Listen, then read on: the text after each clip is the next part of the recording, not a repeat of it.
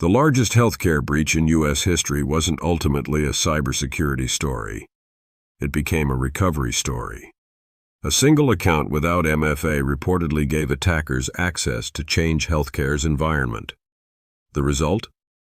192.7 million individuals affected. $2.4+ billion in impact. Pharmacies disrupted. Claims processing halted. Revenue streams frozen across the healthcare ecosystem. The headlines focused on how the attackers got in. But from a recovery perspective, a different question matters. How do you put an organization of that scale back together? Because after the ransomware is detected, after the systems are taken offline, after the incident response teams arrive, the challenge shifts. Now organizations must determine what data is recoverable, what systems can be restored, what business processes must come back first, what happens if backups are compromised, what if decryption doesn't fully restore operations. One of the biggest misconceptions in ransomware response is that the attack ends when the malware is removed.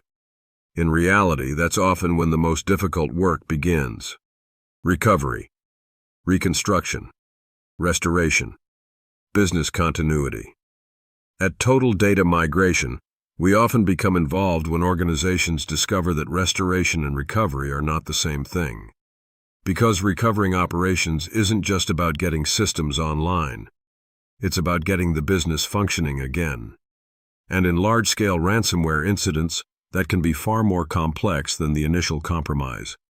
The lesson from incidents like Change Healthcare isn't simply enable MFA. That's a critical control. But it's also this. Every organization needs a recovery strategy that assumes prevention will eventually fail. Because when it does, the speed and quality of recovery often determines the true cost of the incident.